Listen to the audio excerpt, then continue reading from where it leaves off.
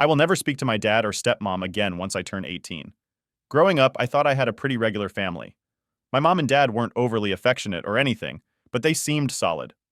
My mom took care of the house, and my dad was the typical provider, as he liked to call himself. Life was good enough, you know? Nothing too flashy, but we got by, and I had my mom around all the time, so I didn't think much of my dad's weird work hours. He'd be home late and leave early, but hey, I just figured that's how work was for adults. Kids don't question stuff like that. Everything flipped when I turned 7.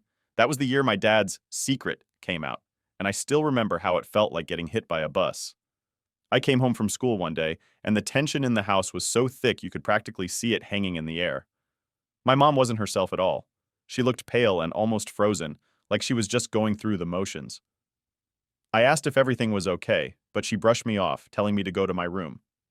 I didn't know it then, but this was the start of my life unraveling. Turns out, my dad had been cheating on my mom. And this wasn't some fling or anything. He'd been seeing this other woman for years. Worse, they'd had a kid together, a kid that I would eventually be forced to live with. But let me not jump too far ahead. My mom tried to leave with me as soon as she found out. She didn't want anything to do with my dad or his mess. She started packing our stuff, grabbing anything we could fit in bags. I remember watching her shove clothes and random stuff into suitcases, her hands shaking the whole time. At that point, I didn't fully get what was going on, but seeing her so panicked freaked me out. Just as she's practically dragging me out the door, my dad shows up. And he wasn't alone.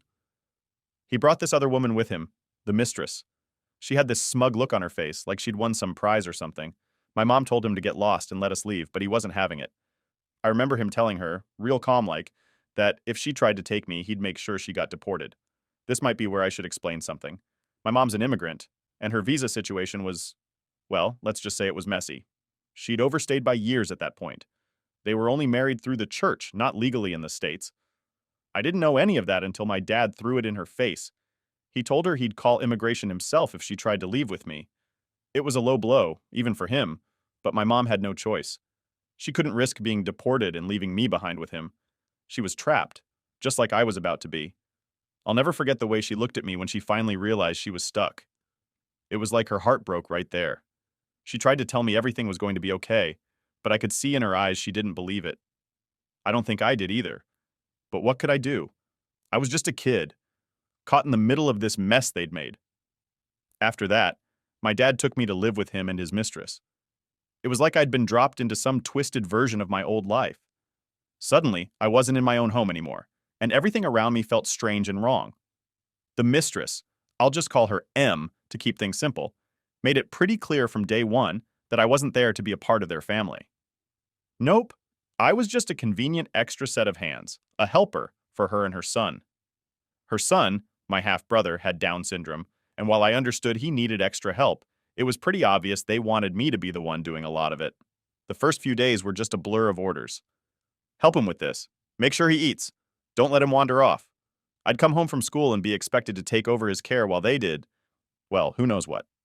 I was just a kid too, but suddenly I was supposed to be some kind of babysitter or caregiver. Anytime I brought up my own needs, like wanting to play with friends or needing time for myself, I'd get the same lecture. Family comes first. You need to step up. You're the big sister now. Act like it. They basically wanted me to treat him like he was my responsibility, even though I was barely older than him and honestly had no idea how to handle all this. My dad's attitude was the worst part. This guy who was supposed to be my father, my protector, just turned into this stranger who saw me as nothing more than a tool. He'd watch me struggle and shrug it off, saying it was good for me to help out. Meanwhile, anything I had in my old life, the little hobbies, my toys, whatever, was left behind. If I ever mentioned my mom, he'd get this look and tell me to focus on the family here. It was like he wanted to erase her from my memory entirely, make it so I had no connection to her or my old life. I tried to keep some normalcy, but it felt impossible. Even things like school projects or wanting to play sports got shut down because there's work to be done here. It was suffocating, and no one around me seemed to care. I'd watch other kids at school with their parents, and all I could feel was this weird mix of jealousy and anger. How did I get stuck with a dad who saw me as nothing more than an unpaid worker? Why did I have to lose my mom just because he screwed up? And M? She acted like she was doing me some big favor by letting me live with them. She'd go on about how I was lucky to have a roof over my head, as if my whole existence depended on her charity. It didn't matter that my dad was the one who forced this whole mess on us. She treated me like some unwanted guest in my own father's house. One night, I overheard them talking in the kitchen. Em was complaining about me, saying I wasn't helpful enough and needed to pull my weight. My dad just nodded along, agreeing with her like he didn't even remember I was his own kid. Hearing them talk about me like that, like I was just some burden, hit me harder than I thought it would. I'd always thought deep down that maybe my dad would see me as his daughter first, no matter what. But that night, I realized I was just another obligation to him. Looking back, that's probably the moment I started resenting him. He wasn't just my dad who made a mistake. He was this person who took my life, ripped it apart, and didn't care one bit about the pieces he left behind. And I was trapped there, powerless to change any of it, just waiting for some kind of miracle that never came. Em was all about making sure her son was the focus, and my dad went right along with it. I was supposed to be grateful to live with them, even though I felt more like the hired help than a daughter. Every day was the same routine. I'd get up, help with my brother, then head to school, and the second I got home, it was back to family duties. And by family duties, I mean I was expected to help him with everything: feeding him, playing with him, even dealing with his tantrums if he got frustrated. It was like I was supposed to be his emotional punching bag, too. The worst part was that nothing I did ever seemed good enough for Em. She'd hover over my shoulder, criticizing every little thing. If I fed him too slowly, she'd complain that he was going to get upset. If I didn't respond to him fast enough, she'd snap at me to pay attention. There were days I wanted to scream because no matter how hard I tried, she'd find something wrong. And let's be real, this woman had no problem telling me exactly how she felt. "You need to be more responsible," she'd say, as if I'd asked for any of this. Then there was my dad, who, honestly, was like a ghost in the house. He'd be around, but he'd check out whenever things got tough. If Em and I were dealing with a meltdown from my brother, he'd just leave the room, like it was someone else's problem. I don't know what I expected from him, but it definitely wasn't this. It was like he decided his new family was more important, and I was just there, an extra. I couldn't remember the last time anyone asked me how my day was or if I needed help with my schoolwork. That just wasn't a priority. Even things like buying me clothes or school supplies felt like a burden to them.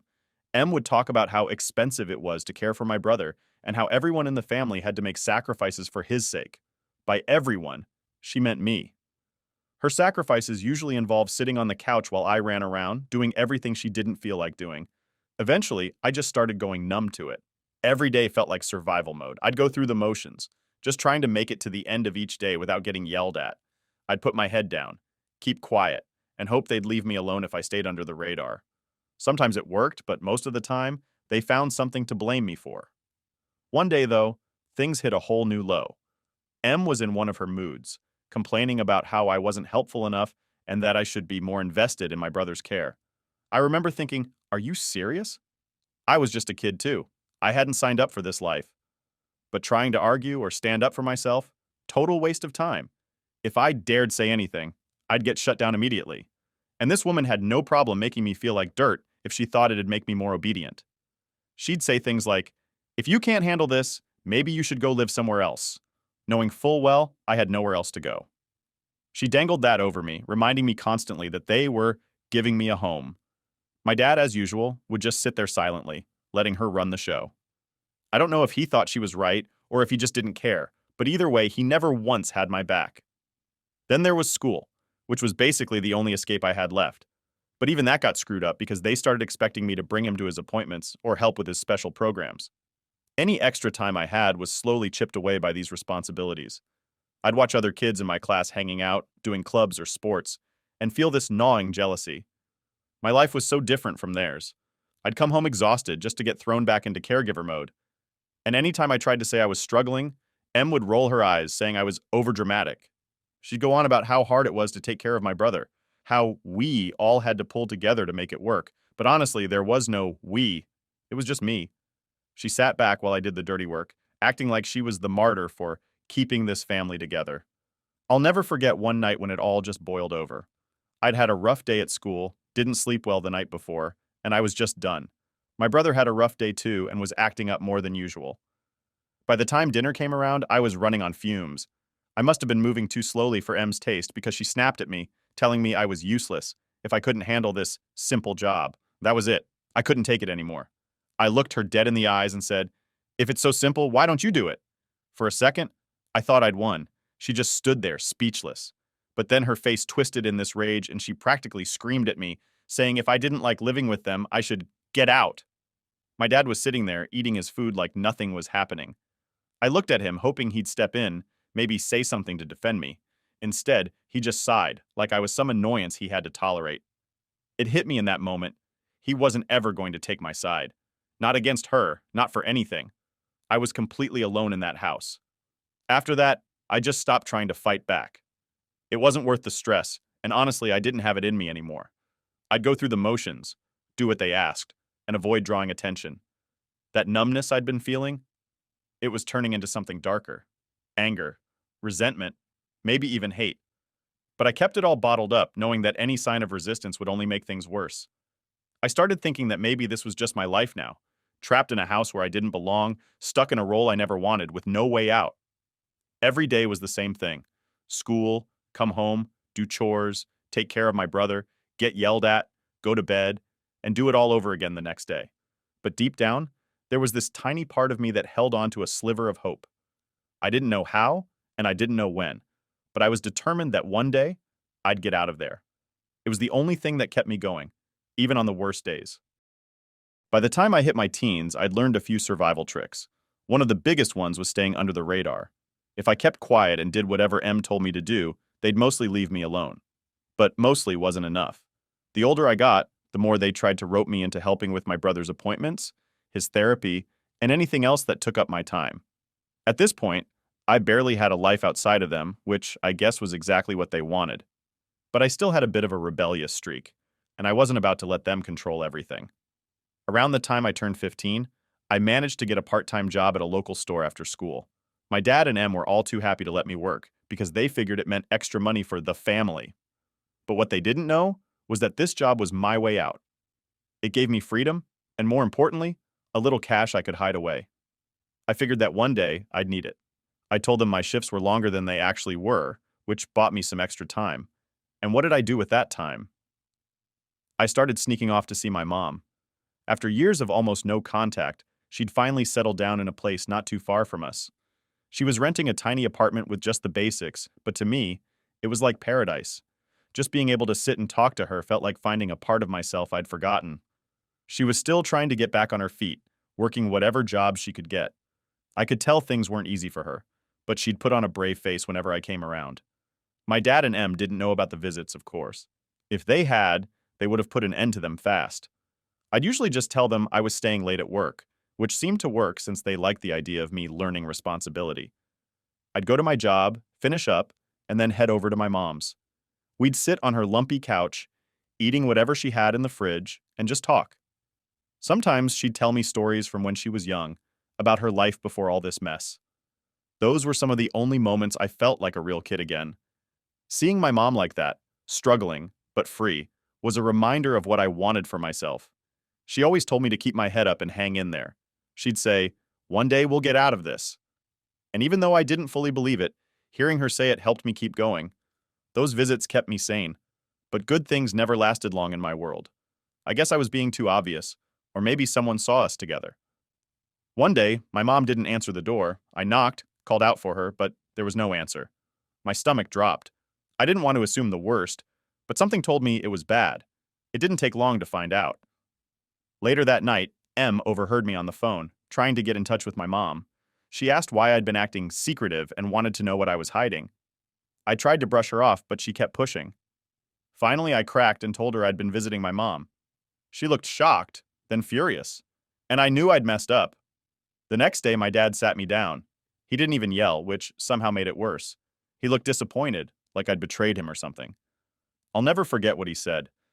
"You're just going to make life harder for her if you keep doing this."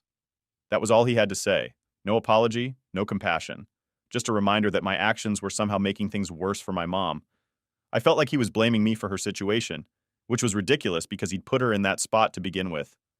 A week later, I got the news. My mom had been deported. Just like that, she was gone, sent back to a place she hadn't lived in for years. I was devastated. She was the only real family I had left, and now she was out of reach. My dad and Em didn't even seem fazed by it. Em just shrugged and said something like, At least now you won't have to sneak around anymore. They acted like she was some stranger, like she hadn't been a part of my life. It was infuriating. That day changed something in me. I think that was the moment I really stopped caring about what my dad or Em thought of me. They'd taken away the one person who actually cared about me. And for what? To keep their little family image intact? It made me realize just how messed up they were, and that if I was ever going to be free, I'd have to play by my own rules. Without my mom around, I didn't know what to do. I spent days feeling lost, just going through the motions. But then, something clicked. I couldn't let them win. They'd already taken so much from me, and I wasn't about to let them keep me trapped forever. I started going back to work, taking on more shifts, saving up even more. I didn't have a clear plan, but I knew that when the time came, I'd be ready. After my mom got deported, I tried to stay invisible. I kept my head down, did what was expected, and avoided anything that would get Em or my dad's attention. Every day felt like I was walking on eggshells, and any wrong move could bring on one of Em's moods, which could mean hours of snide comments and extra work dumped on me. But under all that, I was planning. I knew if I wanted out, I'd have to play my cards just right. Then, out of nowhere, my mom's friend showed up. Let's call her Lisa. She was one of the few people who hadn't cut my mom off after everything went down. Lisa was a real friend, the kind who stuck around even when things got hard. She somehow found out about my situation and reached out to me. One day, I got a text from a number I didn't recognize. It said, "Hi, this is Lisa, your mom's friend. I want to help." I stared at it, not sure if it was even real. After everything I'd been through, it felt too good to be true. But it was real, and Lisa turned out to be my lifeline. We met in secret whenever I could get away. She'd pick a quiet spot where no one would recognize me, usually some little cafe or an empty park. We'd talk about everything, what my mom had been like after she was deported, how much she missed me, and how she was trying to get her life back together. Hearing that my mom was okay, or at least surviving, gave me a sliver of hope I hadn't felt in a long time. Lisa didn't have a ton of money, but she'd slip me whatever she could spare. She told me to hide it, and believe me, I did. I'd stash the cash in random places in my room where I knew Em would never look. She was too busy making sure I stayed in line to notice. The money wasn't much, but it added up over time. I didn't have a clear plan, but knowing I had some backup made a huge difference. It felt like, for the first time, I had a bit of control over my life. One day, Lisa gave me something even more valuable than money. A cheap old phone. It wasn't anything fancy, just some outdated model she'd found. But it worked. She told me my mom had managed to get a phone number and that I could call her if I needed to. The first time I dialed the number, my hands were shaking. I hadn't heard my mom's voice in so long that I was terrified I'd forget what she sounded like. When she picked up, I could barely get any words out. She was crying, and I was just standing there trying to keep myself together. We didn't say much that first call, but it was enough to know she was there. We talked whenever I could sneak away. Hearing her voice, even through a cheap phone, felt like having a piece of my old life back. Lisa helped me with more than just money and a phone. She also gave me advice. She'd tell me not to let my dad or Em see any cracks, to keep up the act until I was old enough to leave for good. She'd say things like, "Don't let them know they're getting to you." I'd nod along, trying to follow her advice, but it wasn't easy. Living with those two, it felt like every time I got comfortable, they'd find a way to mess things up again. One night, Em found a small stash of cash I'd hidden under my bed. She flipped, accusing me of stealing from the family. I tried to explain that I'd saved it for my job, but she didn't want to hear it. She dragged my dad into it, and they both sat me down, acting like I'd committed some massive betrayal. My dad gave me this disappointed look, and Em just kept ranting about ungrateful kids and how I was lucky to have a roof over my head. I didn't say a word. I just let them go on, acting like I was sorry. But in my head, I was fuming. I knew right then that I'd have to be even more careful from then on. After that, I got smarter. I started hiding money outside the house, in places only I knew. Sometimes I'd give it to Lisa to hold on to for me, just in case. She always told me to keep enough cash to get by if things got bad. Her support was like this invisible safety net I could count on, even when everything else felt shaky. By the time I turned 17, I was practically living two lives. At home, I was this obedient, quiet kid who never caused trouble. But outside, whenever I had time with Lisa or talked to my mom, I felt like myself. I didn't have to pretend. I could laugh, cry, vent about Em, or talk about the future without worrying someone would jump down my throat. That little glimpse of freedom was what kept me going. Lisa knew I was getting close to 18, and she started talking to me about what I wanted to do next. My dad and Em expected me to stick around, probably forever, to help with my brother. They had this idea that I'd just stay, like I was a permanent part of their messed up system. But Lisa reminded me that I had options, even if they weren't perfect. One day, Lisa sat me down and asked, "Have you thought about college or anything you want to do after you turn 18?" She was serious, not just making conversation. I hadn't thought about college much because it seemed impossible. With no support from my dad and barely any money, I figured it was a dream out of reach. But she didn't let it go. She encouraged me to look into scholarships, saying I deserved a real chance. I didn't know it then, but Lisa had actually started talking to my mom about finding a scholarship for me. She didn't tell me right away, probably because she didn't want to get my hopes up. But knowing she was in my corner like that, it meant more than I could put into words. I spent that last year just getting by, holding onto the money I'd saved, and keeping my plans a secret. The days blurred together, with my only focus being survival until I hit that magical age when I could leave without their permission. Every time Em would nag or my dad would ignore me, I'd just tell myself, only a little longer. It was my mantra, the thing that kept me from snapping. By the time my 18th birthday was in sight, I was ready. The money I'd saved wasn't much, but it was enough. Enough to leave, enough to start over, enough to finally take control of my own life. Lisa and my mom had given me everything they could, and now it was up to me. The countdown was on, and every day that passed, I got one step closer to freedom. I could practically taste it. When I turned 18, I knew my life was about to change. I'd been waiting for this day for so long, planning, saving, counting down every single day until I could finally leave my dad's house without having to ask anyone's permission. The night before, I barely slept. I kept going over my plan, making sure I had everything I needed, everything I'd been hiding for so long. I'd never been this nervous, but at the same time, I felt this strange calm. I knew that by the end of the day, I'd be free. My dad and Em didn't suspect anything. They thought I'd be around forever, always ready to help with my brother and handle whatever they threw at me. I hadn't told them about any of my plans. Why would I? All they'd done over the years was ignore or belittle me, make me feel like I owed them my time, my energy, my entire life. But they didn't own me, and today I was finally going to prove it. That morning, I packed up everything I'd been stashing away. Lisa had given me a small duffel bag, and it was stuffed with clothes, cash, and anything important I'd managed to keep. I looked around my room for the last time. This place that had felt more like a prison cell than a bedroom. I didn't feel sad or nostalgic.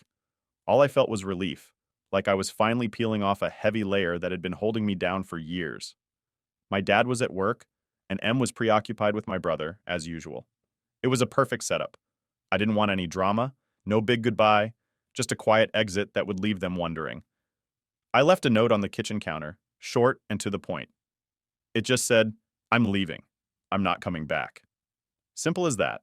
They didn't deserve anything more. I walked out the door, and for the first time, I felt light. No one was watching me. No one was telling me what to do. No one was pulling me back. I didn't have to look over my shoulder or think about getting home on time. I was finally in control, and it felt like the best thing in the world. I walked down the street with my duffel bag, not looking back once. Lisa was waiting for me a few blocks away, just like we'd planned. She had her car parked by the side of the road, and the second I got in, she gave me this huge grin. "You did it," she said. And honestly, hearing those words made everything hit me at once. I'd really done it. I was out. I couldn't hold back anymore. I just started laughing, a real laugh, the kind I hadn't had in years. We drove for a bit, just talking and catching up. Lisa was like this supportive, safe presence in my life, the one person who'd been there through everything. She didn't ask if I was okay, didn't try to dig for details.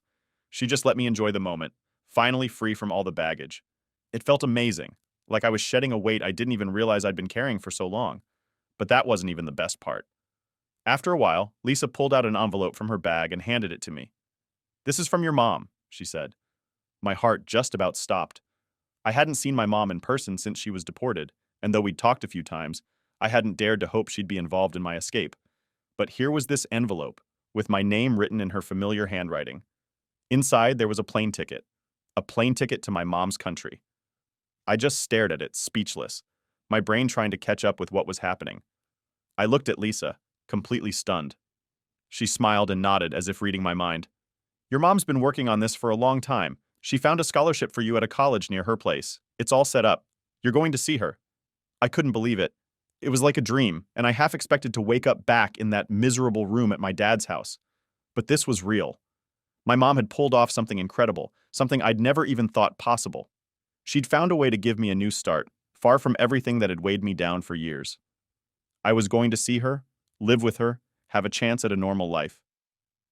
Lisa drove me to the airport, and I spent that entire ride in a haze. I kept looking at the ticket, double-checking the date, the time, like it would disappear if I stopped looking at it. The whole thing felt surreal, like I was watching someone else's story. But it was mine. Finally, something good was happening to me. At the airport, Lisa hugged me tightly. "Take care of yourself," she said. I promised I would. She had been there for me like no one else, and I'd never be able to repay her for all she'd done. She waved as I went through security, and I waved back, knowing I owed her so much. I'd miss her, but this was the beginning of something better. The flight was long, and I barely slept.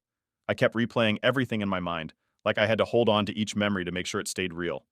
I pictured my mom's face, imagined what it would be like to finally see her again, to sit in a room with her without fear or guilt, or the weight of my dad's control.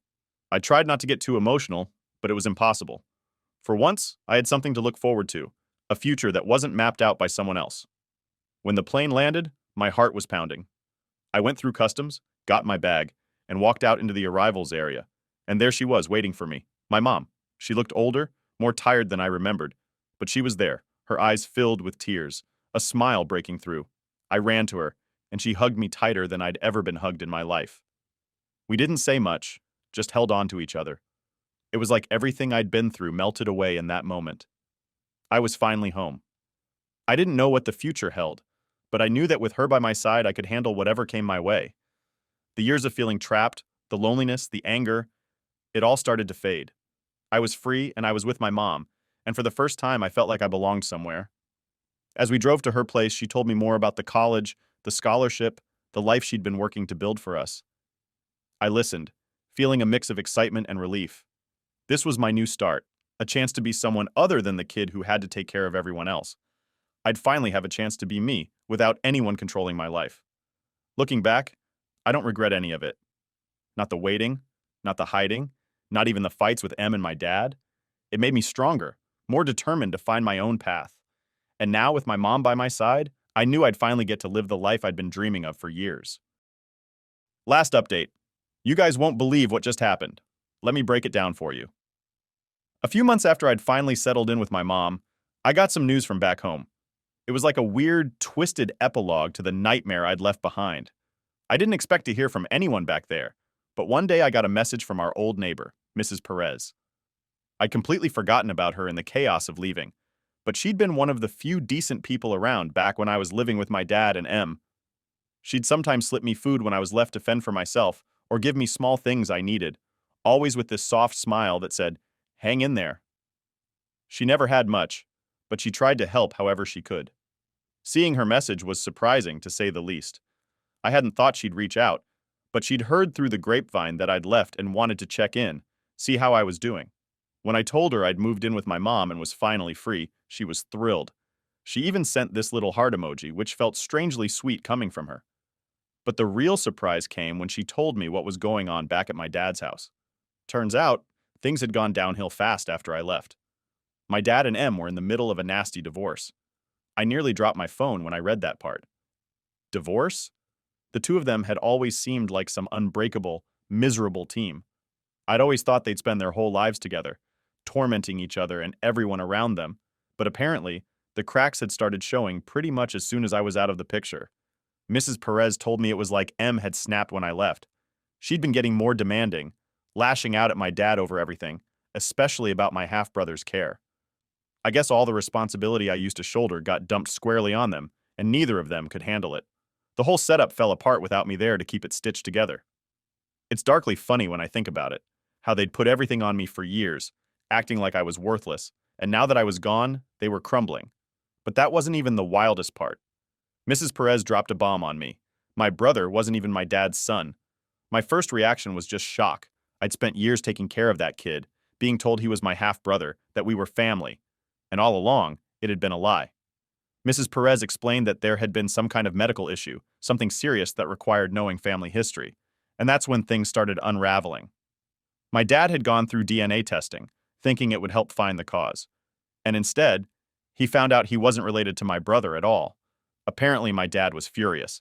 He felt like he'd been tricked, like M had somehow conned him into this entire life that wasn't even his. Honestly, I almost laughed when Mrs. Perez told me. It felt like some kind of twisted justice. All those years he'd spent lording over me, making me feel small and using me to help with M's son, and now he found out that kid wasn't even his. I couldn't think of a better ending to their little perfect family charade. Mrs. Perez said that after the test results came out, my dad packed his bags and left. He didn't want anything to do with M or her son anymore. He'd completely abandoned them. She told me that M was in shambles, crying to anyone who'd listen about how unfair it all was. I'll admit, part of me wanted to go back there just to see the look on her face. All those years, she'd treated me like garbage, like I owed her my entire life, and now she was the one left alone, dealing with everything on her own.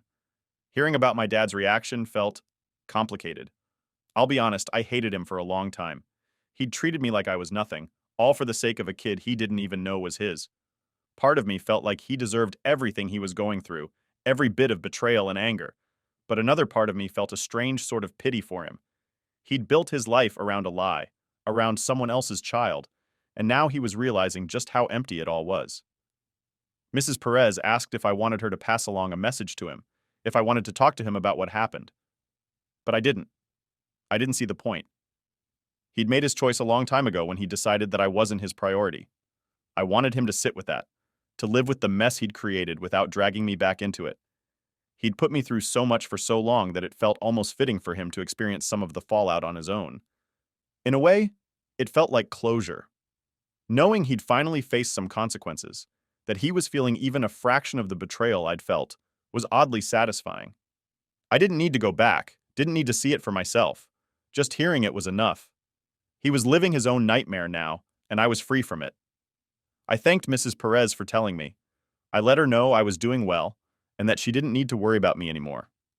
She wished me luck and told me she'd be around if I ever needed anything. That was the last time we spoke, but knowing she was still there, still rooting for me, meant a lot. So, that's where it all ended. My dad got what he deserved. Em was left to deal with her own mess, and I was miles away, finally building a life I wanted. It wasn't some fairy tale ending or anything like that, but it was real. It was justice, in its own messed up way, and for once I felt like I was free from all of it, ready to start a life that was actually mine.